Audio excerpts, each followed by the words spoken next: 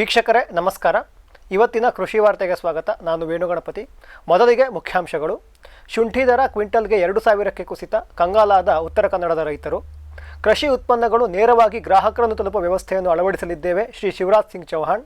ಪ್ರಧಾನಮಂತ್ರಿ ಕಿಸಾನ್ ಸಂಪದ್ ಯೋಜನೆ ಅಡಿಯಲ್ಲಿ 31,830 ಕೋಟಿ ರೂಪಾಯಿಯ 1,646 ಸಂಸ್ಕರಣಾ ಘಟಕಗಳನ್ನು ಆರಂಭಿಸಲಾಗಿದೆ ಎಂದ ಕೇಂದ್ರ ಸರ್ಕಾರ. ಭಾರತದ ಕಾಫಿಯ ರಫ್ತು 10% ಕಡಿಮೆ ಆಗಲಿದೆ ಎಂದ ವರದಿಗಳು. ಸಾರ್ವಜನಿಕ ವಿತರಣಾ ವ್ಯವಸ್ಥೆಯಲ್ಲಿ ಸಿರಿಧಾನ್ಯಗಳನ್ನು ಸಹ ನೀಡಿ ಕೇಂದ್ರಕ್ಕೆ TCIನ ತಜ್ಞರ ಸಲಹೆ. ಗೊಬ್ಬರ ಆಯಿತು, ಇದೀಗ ಬರುತ್ತಿದೆ ನ್ಯಾನೋ ಕೀಟನಾಶಕ, ಹೆಚ್ಚು ಪರಿಣಾಮಕಾರಿ ಎಂದ ಅಮೆರಿಕದ ವಿಜ್ಞಾನಿಗಳು. ಇದೀಗ ವಾರ್ತೆಗಳ ವಿವರ. ಶುಂಠಿ ದರ ಕ್ವಿಂಟಲ್ಗೆ 2000ಕ್ಕೆ ಕುಸಿತ, ಕಂಗಾಲಾದ ಉತ್ತರ ಕನ್ನಡದ ರೈತರು. ಕೆಲ ವಾರಗಳ ಹಿಂದೆ ರಾಜ್ಯದಾದ್ಯಂತ ಶುಂಠಿಯ ದರ ಕುಸಿಯತೊಡಗಿದೆ ಎಂದು ವರದಿ ಮಾಡಿದ್ದೆವು. ಇದೀಗ ಉತ್ತರ ಕನ್ನಡ ಜಿಲ್ಲೆಯ ಪ್ರಮುಖ ಮಾರುಕಟ್ಟೆಗಳಲ್ಲಿ ಶುಂಠಿಯ ಧಾರಣೆ ನೆಲಕಚ್ಚಿದೆ. ಕ್ವಿಂಟಲ್ಗೆ 1000 ರೂಪಾಯಿಗೆ ಬಿಕರಿಯಾಗುತ್ತಿದ್ದು ರೈತರು ಕಂಗಾಲಾಗಿದ್ದಾರೆ. ಜಿಲ್ಲೆಯ ಶಿರಸಿ ಮತ್ತು ಮುಂಡಗೋಡು ಭಾಗದಲ್ಲಿ 835 ಎಕರೆ ಪ್ರದೇಶದಲ್ಲಿ ಶುಂಠಿಯನ್ನು ಬೆಳೆಯಲಾಗಿದೆ. ಅತಿವೃಷ್ಟಿ, ಕೊಳೆ ರೋಗದಿಂದ ಮೊದಲೇ 50% ಬೆಳೆ ನಷ್ಟವಾಗಿದ್ದು ಇದೀಗ ಮಾರುಕಟ್ಟೆಯಲ್ಲಿ ಧಾರಣೆ ಇಲ್ಲದೆ ರೈತರು ಕಂಗಾಲಾಗಿದ್ದಾರೆ. ಕೊಳೆ ರೋಗದ ನಿಮಿತ್ತ ಅಧಿಕ ಶಿಲೀಂಧ್ರನಾಶಕವನ್ನು ಸಿಂಪಡಿಸಿ ಬೆಳೆ ಉಳಿಸಿಕೊಳ್ಳಲಾಗಿದೆ. ಬೆಳೆ ಕಟಾವಾಗುವ ಈ ಸಮಯದಲ್ಲಿ ಸರಿಯಾಗಿ ಬೆಲೆ ಕೈಕೊಟ್ಟಿದೆ. ಹಿಂದಿನ ವರ್ಷ ಈ ಸಮಯದಲ್ಲಿ ಕ್ವಿಂಟಲ್ ಹಸಿ ಶುಂಠಿಗೆ 9,000 ರೂಪಾಯಿ ಇತ್ತು. ಬಿತ್ತನೆಗೆ ಎಕರೆಗೆ 75,000 ರೂಪಾಯಿ ಖರ್ಚು ಮಾಡಿರುವ ರೈತರಿಗೆ ಹಾಕಿದ ಬಂಡವಾಳ ಸಹ ವಾಪಸ್ ಬರದ ಪರಿಸ್ಥಿತಿ ಎದುರಾಗಿದೆ. ಕೃಷಿ ಉತ್ಪನ್ನಗಳನ್ನು ನೇರವಾಗಿ ಗ್ರಾಹಕರಿಗೆ ತಲುಪಿಸುವ ವ್ಯವಸ್ಥೆಯನ್ನು ಅಳವಡಿಸಲಿದ್ದೇವೆ, ಶ್ರೀ ಶಿವರಾಜ್ ಸಿಂಗ್ ಚೌಹಾಣ್. ಗಣರಾಜ್ಯೋತ್ಸವದ ಪೆರೇಡ್ ವೀಕ್ಷಿಸಲು ಬಂದಿದ್ದ ರೈತರನ್ನು ಉದ್ದೇಶಿಸಿ ಮಾತನಾಡಿದ ಕೇಂದ್ರ ಕೃಷಿ ಮತ್ತು ರೈತ ಕಲ್ಯಾಣ ಸಚಿವರು, ರೈತರು ತಮ್ಮ ಉತ್ಪನ್ನವನ್ನು ನೇರವಾಗಿ ಮಾರಾಟ ಮಾಡುವ ವ್ಯವಸ್ಥೆಯನ್ನು ಅಳವಡಿಸಲು ಸರ್ಕಾರ ಯೋಚಿಸುತ್ತಿದೆ ಎಂದರು. 2024ರಲ್ಲಿ ಹಲವಾರು ವರದಿಗಳು ಗ್ರಾಹಕರು ಕೊಡುತ್ತಿರುವ ಹಣಕ್ಕೂ ರೈತನಿಗೆ ಸಿಗುತ್ತಿರುವ ಬೆಲೆಗೂ ಬಹಳ ಅಂತರವಿರುವುದನ್ನು ತಿಳಿಸಿವೆ. ಈ ಅಂತರವನ್ನು ತಗ್ಗಿಸುವ ಸಲುವಾಗಿ ಫಾರ್ಮ್ ಟು ಕನ್ಸ್ಯೂಮರ್ ಎನ್ನುವ ಮಾಡೆಲ್ ಒಂದನ್ನು ನಾವು ಆರಂಭಿಸಲಿದ್ದೇವೆ. ಇದರಿಂದ ಮಧ್ಯವರ್ತಿಗಳ ಸಹಾಯವಿಲ್ಲದೆ ರೈತರೇ ನೇರವಾಗಿ ತಮ್ಮ ಉತ್ಪನ್ನವನ್ನು ಮಾರಬಹುದು. ಈ ರೀತಿ ಮಾಡುವುದರಿಂದ ಗ್ರಾಹಕರಿಗೂ ಸಹ ಉತ್ಪನ್ನ ಕಡಿಮೆ ದರದಲ್ಲಿ ಸಿಗಲಿದೆ. ರೈತರಿಗೆ ಮಾರಾಟ ಸುಲಭವಾಗಿಸುವ ನಿಟ್ಟಿನಲ್ಲಿ ಹಲವಾರು ಯೋಜನೆಗಳನ್ನು ಸರ್ಕಾರ ರೂಪಿಸಲಿದೆ ಎಂದರು. ಪ್ರಧಾನಮಂತ್ರಿ ಕಿಸಾನ್ ಸಂಪದ್ ಯೋಜನೆ ಅಡಿಯಲ್ಲಿ 31,830 ಕೋಟಿ ರೂಪಾಯಿಯ 1,646 ಸಂಸ್ಕರಣಾ ಘಟಕಗಳನ್ನು ಆರಂಭಿಸಲಾಗಿದೆ ಎಂದ ಕೇಂದ್ರ ಸರ್ಕಾರ.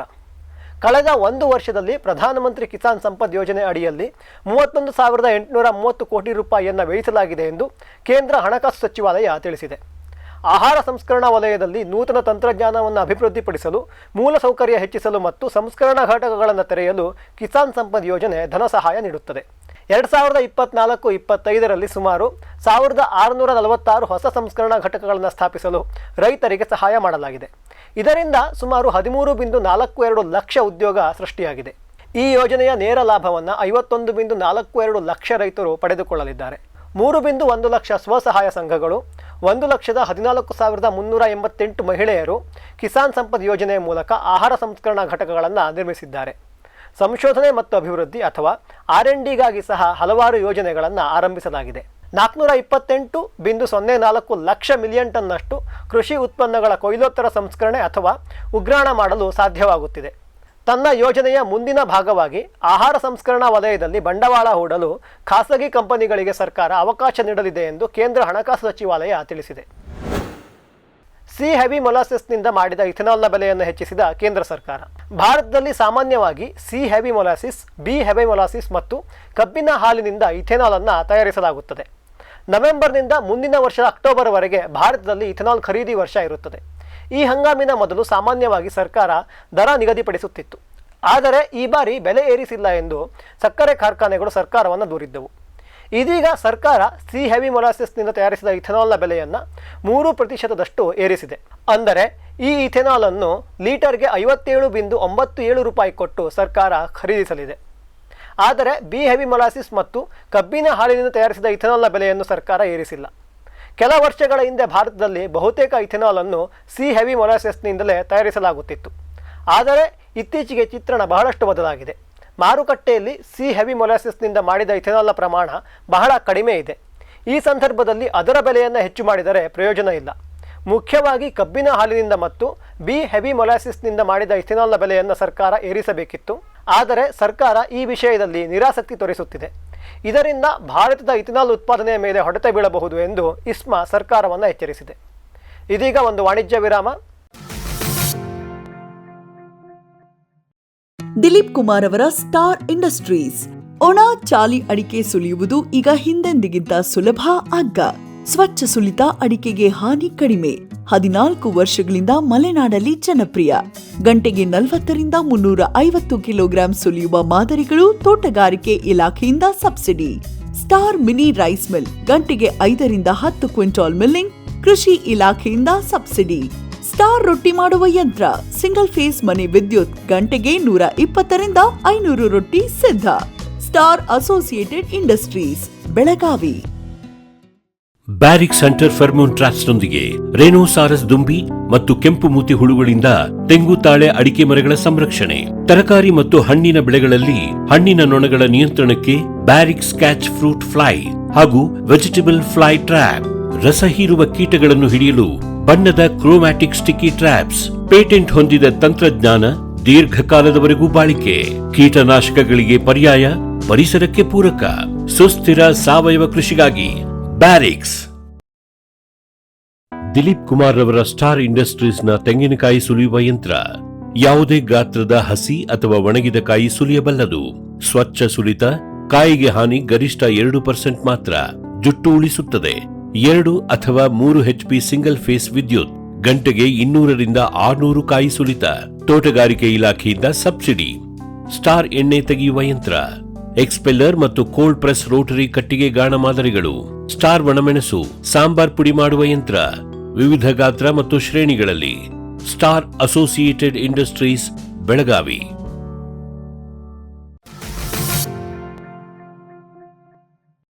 ವಿರಾಮದ ನಂತರ ಕೃಷಿ ವಾರ್ತೆಗೆ ಮತ್ತೊಮ್ಮೆ ಸ್ವಾಗತ. ಭಾರತದ ಕಾಫಿಯ ರಫ್ತು 10% ಕಡಿಮೆ ಆಗಲಿದೆ ಎಂದ ವರದಿಗಳು. 2024ರಲ್ಲಿ ಭಾರತ 2,95,402 ಟನ್ ಕಾಫಿಯನ್ನು ವಿದೇಶಕ್ಕೆ ರಫ್ತು ಮಾಡಿದೆ. ಇದು ಈವರೆಗಿನ ದಾಖಲೆ. ಬ್ರೆಜಿಲ್ ಮತ್ತು ವಿಯೆಟ್ನಾಂನಲ್ಲಿ ಕುಸಿದ ಇಳುವರಿಯ ಕಾರಣ ಭಾರತದ ಕಾಫಿಗೆ ಭಾರೀ ಬೇಡಿಕೆ ಬಂದಿತ್ತು. ಡಿಸೆಂಬರ್ 2024ರ ಅಂತ್ಯದಲ್ಲಿ ಯುರೋಪ್ನಲ್ಲಿ ಲಾಗುವಾಗುವ ಹೊಸ ಅರಣ್ಯ ನಾಶ ತಡೆ ಕಾಯ್ದೆಯ ಕಾರಣ ಅಲ್ಲಿನ ವ್ಯಾಪಾರಿಗಳು ಅಧಿಕವಾಗಿ ಕಾಫಿಯನ್ನು ತರಿಸಿ ಇಟ್ಟುಕೊಂಡಿದ್ದರು.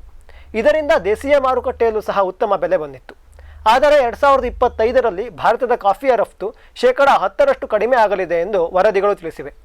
2024ರಲ್ಲಿ ಅಧಿಕ ತಾಪಮಾನ, ಆಮೇಲೆ ಹೆಚ್ಚಾಗಿ ಬಿದ್ದ ಮಳೆಯ ಕಾರಣ ಕಾಫಿಯ ಉತ್ಪಾದನೆ ಕಡಿಮೆ ಆಗಿದೆ. ಅಂತಾರಾಷ್ಟ್ರೀಯ ಮಾರುಕಟ್ಟೆಯಲ್ಲಿ ಭಾರತದ ಕಾಫಿಗೆ ಬೇಡಿಕೆ ಕಡಿಮೆ ಆಗುವುದಿಲ್ಲ. ಆದರೆ ಭಾರತದಲ್ಲಿ ಒಟ್ಟಾರೆ ಉತ್ಪಾದನೆ ಕಡಿಮೆ ಆಗಿರುವುದರಿಂದ ರಫ್ತಿನ ಪ್ರಮಾಣ ಸಹ ಕಡಿಮೆ ಆಗಲಿದೆ. ಒಟ್ಟಾರೆ ಜಗತ್ತಿನಾದ್ಯಂತ ಏರುತ್ತಿರುವ ಬೇಡಿಕೆ ನಮ್ಮಲ್ಲಿನ ರೈತರಿಗೆ ವರವಾಗಿ ಪರಿಣಮಿಸಿದೆ. ಭಾರತದಲ್ಲೂ ಸಹ ಕಾಫಿ ಬೆಳೆ ವಿಸ್ತರಣೆಗೆ ಬಹಳಷ್ಟು ಅವಕಾಶ ಇರುವುದು ಭಾರತ ಕಾಫಿ ಉತ್ಪಾದನೆ ಮತ್ತು ರಫ್ತಿನಲ್ಲಿ ಮುನ್ನೆಲೆಗೆ ಬರಲು ಅವಕಾಶ ನೀಡಿದಂತೆ ಆಗಲಿದೆ. ಸಾರ್ವಜನಿಕ ವಿತರಣಾ ವ್ಯವಸ್ಥೆಯಲ್ಲಿ ಸಿರಿಧಾನ್ಯವನ್ನು ಸಹ ನೀಡಿ ಕೇಂದ್ರಕ್ಕೆ TCIನ ತಜ್ಞರ ಸಲಹೆ. ಜಗತ್ತಿನಲ್ಲೇ ಅತಿ ದೊಡ್ಡ ಸಾರ್ವಜನಿಕ ವಿತರಣಾ ವ್ಯವಸ್ಥೆ ಇರುವುದು ಭಾರತದಲ್ಲಿ. 2021-22ರಲ್ಲಿ ಕೇಂದ್ರ ಸರ್ಕಾರ ಸುಮಾರು 16.5 ಬಿಲಿಯನ್ ರೂಪಾಯಿಯನ್ನು ಇದಕ್ಕಾಗಿ ಮೀಸಲಿಟ್ಟಿತ್ತು. ಆದರೆ ಟಾಟಾ ಕೊರೊನಲ್ ಇನ್ಸ್ಟಿಟ್ಯೂಟ್ ಅವರ ಅಧ್ಯಯನದ ಪ್ರಕಾರ ಸಾರ್ವಜನಿಕ ವಿತರಣಾ ವ್ಯವಸ್ಥೆಯ ನಿಜವಾದ ಖರ್ಚು 1 ವರ್ಷಕ್ಕೆ 45.3 ಬಿಲಿಯನ್ ಅಷ್ಟಾಗುತ್ತದೆ. ಸರ್ಕಾರದ ಬೊಕ್ಕಸದಿಂದ ಇಷ್ಟೊಂದು ಹಣವನ್ನು ಖಾಲಿ ಮಾಡುತ್ತಿರುವ ಈ ವ್ಯವಸ್ಥೆಯಲ್ಲಿ ಸಣ್ಣ ಪುಟ್ಟ ಬದಲಾವಣೆ ಮಾಡುವುದರಿಂದ ಒಟ್ಟಾರೆ ಖರ್ಚನ್ನು ಕಡಿಮೆ ಮಾಡಬಹುದು ಎಂದು TCI ಮತ್ತು ICRISAT ಅಭಿಪ್ರಾಯಪಟ್ಟಿವೆ.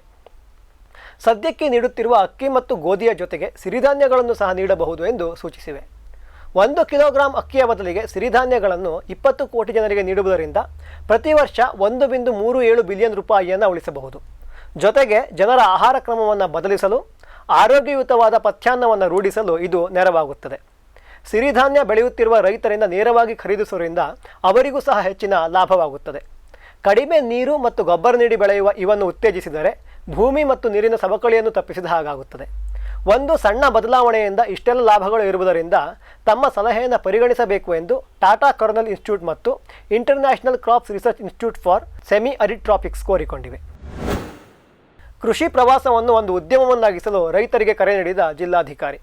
ಜಿಲ್ಲಾಡಳಿತದಿಂದ ಆಯೋಜಿಸಿದ್ದ ಕೃಷಿ ಪ್ರವಾಸೋದ್ಯಮ ಸಮಾವೇಶವನ್ನು ಉದ್ಘಾಟಿಸುತ್ತಾ ಮಾತನಾಡಿದ ಜಿಲ್ಲಾಧಿಕಾರಿ ಶ್ರೀಮತಿ ವಿದ್ಯಾಕುಮಾರಿ ಕೆ ಅವರು ಉಡುಪಿ ಜಿಲ್ಲೆಯಲ್ಲಿ ಕೃಷಿ ಪ್ರವಾಸೋದ್ಯಮಕ್ಕಿರುವ ಭವಿಷ್ಯದ ಬಗ್ಗೆ ಚರ್ಚಿಸಿದರು. ಹಿಂದಿನ ವರ್ಷ ಜಿಲ್ಲೆಗೆ ಸುಮಾರು 4.5 ಕೋಟಿ ಪ್ರವಾಸಿಗರು ಭೇಟಿ ನೀಡಿದ್ದಾರೆ. ಎಲ್ಲರೂ ಸಹ ಇಲ್ಲಿನ ಪ್ರೇಕ್ಷಣೀಯ ಸ್ಥಳಗಳನ್ನು ನೋಡಲು ಆಗಮಿಸಿದವರು. ಆದರೆ ಕೆಲ ವರ್ಷಗಳ ಹಿಂದೆ ಪರಿಸ್ಥಿತಿ ಇಷ್ಟೊಂದು ಉತ್ತಮವಾಗಿರಲಿಲ್ಲ. ನಮ್ಮಲ್ಲಿರುವ ಒಳ್ಳೆಯ ಸ್ಥಳಗಳ ಬಗ್ಗೆ ಹೊರಪ್ರಪಂಚಕ್ಕೆ ತಿಳಿಸಿ ಇಲ್ಲಿ ಮೂಲಭೂತ ಸೌಕರ್ಯಗಳನ್ನು ಉತ್ತಮವಾಗಿಸಿದ್ದರ ಪರಿಣಾಮ ಜಿಲ್ಲೆಯಲ್ಲಿ ಪ್ರವಾಸೋದ್ಯಮ ಒಂದು ಉದ್ಯಮವಾಗಿ ಬೆಳೆದಿದೆ. ಕೃಷಿಯಲ್ಲೂ ಸಹ ಇದಕ್ಕೆ ಉತ್ತಮ ಅವಕಾಶ ಇದೆ. ನೂತನ ಬೇಸಾಯ ಕ್ರಮಗಳನ್ನು ತಿಳಿದುಕೊಳ್ಳಲು ರೈತರು ಮತ್ತು ವಾರಾಂತ್ಯದಲ್ಲಿ ಕೃಷಿ ಮಾಡುತ್ತಾ ಸಮಯ ಕಳೆಯಲು ನಗರವಾಸಿಗಳು ಉತ್ಸುಕರಾಗಿದ್ದಾರೆ. ಜಿಲ್ಲೆಯಲ್ಲಿ ಕೃಷಿ ಪ್ರವಾಸವನ್ನು ಆರಂಭಿಸಲು ಇದು ಅತ್ಯುತ್ತಮ ಸಮಯ. ರೈತರಿಗೆ ಇದೊಂದು ಒಳ್ಳೆಯ ಉದ್ಯಮ ಮತ್ತು ಉದ್ಯೋಗ ಸೃಷ್ಟಿಸುವ ಅವಕಾಶ ಎಂದು ಅವರು ಅಭಿಪ್ರಾಯಪಟ್ಟರು. ಗೊಬ್ಬರ ಆಯಿತು, ಇದೀಗ ಬರುತ್ತಿದೆ ನ್ಯಾನೋ ಕೀಟನಾಶಕ, ಹೆಚ್ಚು ಪರಿಣಾಮಕಾರಿ ಎಂದ ಅಮೆರಿಕದ ವಿಜ್ಞಾನಿಗಳು. ಇಫ್ಕೋ ಪ್ರಪಂಚದಲ್ಲೇ ಮೊಟ್ಟ ಮೊದಲ ಬಾರಿಗೆ ನ್ಯಾನೋ ಗೊಬ್ಬರವನ್ನು ತಯಾರಿಸಿದ್ದು, ಅದನ್ನು ಸರ್ಕಾರ ಸಹ ಪ್ರಚಲಿತಗೊಳಿಸಿದ್ದು, ದಿನದಿಂದ ದಿನಕ್ಕೆ ಇದರ ಬಳಕೆ ಮತ್ತು ಬೇಡಿಕೆ ಕಡಿಮೆಯಾಗಿದ್ದು ಈಗ ಹಳೆ ಸುದ್ದಿ. ಆದರೆ ಇದೀಗ ಅಮೆರಿಕದ ಟೆಕ್ಸಾಸ್ನ A&M ಯೂನಿವರ್ಸಿಟಿಯ ವಿಜ್ಞಾನಿಗಳು ನ್ಯಾನೋ ಕೀಟನಾಶಕವನ್ನು ಅಭಿವೃದ್ಧಿಪಡಿಸಿದ್ದಾರೆ. ಕೆಮಿಕಲ್ ಇಂಜಿನಿಯರಿಂಗ್ ವಿಭಾಗದ ವಿಜ್ಞಾನಿಯಾದ ಡಾಕ್ಟರ್ ಮುಸ್ತಾಫಾ ಅಕ್ಬುಲುಟ್ ಅವರ ತಂಡ ನ್ಯಾನೋ ಕಣಗಳ ಕೀಟನಾಶಕವನ್ನು ಅಭಿವೃದ್ಧಿಗೊಳಿಸುವಲ್ಲಿ ಯಶಸ್ವಿಯಾಗಿದೆ. ಸದ್ಯಕ್ಕೆ ನಾವು ಸಿಂಪಡಿಸುತ್ತಿರುವ ಪೆಸ್ಟಿಸೈಡ್ಗಳಲ್ಲಿ 80% ವ್ಯರ್ಥವಾಗುತ್ತಿವೆ. ಬೆಳೆ ಶೇಷ ಮಣ್ಣು ಅಥವಾ ಆಹಾರ ಉತ್ಪನ್ನದಲ್ಲಿ ಉಳಿದುಕೊಂಡು ಪರಿಸರ ಮತ್ತು ನಮ್ಮ ಆರೋಗ್ಯದ ಮೇಲೆ ವ್ಯತಿರಿಕ್ತ ಪರಿಣಾಮ ಬೀರುತ್ತಿದೆ. ಇದನ್ನು ತಪ್ಪಿಸಲು ಕೀಟದ ಚರ್ಮದ ಒಳಗೆ ಹೋಗಿ ಅಥವಾ ಗಿಡಕ್ಕೆ ಅಂಟಿಕೊಂಡು ಹೆಚ್ಚಿನ ಪರಿಣಾಮ ಬೀರಲು ನ್ಯಾನೋ ಅಣುಗಳಿಂದ ಕೀಟನಾಶಕವನ್ನು ಅಭಿವೃದ್ಧಿಪಡಿಸುತ್ತಿದ್ದೇವೆ. ಇದರ ವಾಹಕ ವಸ್ತು ಅಥವಾ ಕ್ಯಾರಿಯರ್ ಮೆಟೀರಿಯಲ್ ಆಗಿ ಸಾವಯವ ಕೀಟನಾಶಕವಾದ ಬೇವಿನ ಎಣ್ಣೆಯನ್ನು ಉಪಯೋಗಿಸುತ್ತೇವೆ. ಇದರಿಂದ ಕೀಟನಾಶಕದ ಕಾರ್ಯಕ್ಷಮತೆ ಮತ್ತು ಕಾರ್ಯದಕ್ಷತೆ ಎರಡೂ ಸಹ ಹೆಚ್ಚಲಿದೆ ಎಂದು ಡಾಕ್ಟರ್ ಮುಸ್ತಫಾ ಅಕ್ಬುಲಟ್ ಅವರು ಅಭಿಪ್ರಾಯಪಟ್ಟಿದ್ದಾರೆ. ಇವಿಷ್ಟು ಇವತ್ತಿನ ಕೃಷಿ ವಾರ್ತೆ. ಕೃಷಿಯ ನಿರಂತರ ಕಾರ್ಯಕ್ರಮಗಳನ್ನು ವೀಕ್ಷಿಸಲು ಫಾರ್ಮ್ ಟಿವಿಯನ್ನು ಬಳಸಿ. ನಮಸ್ಕಾರ.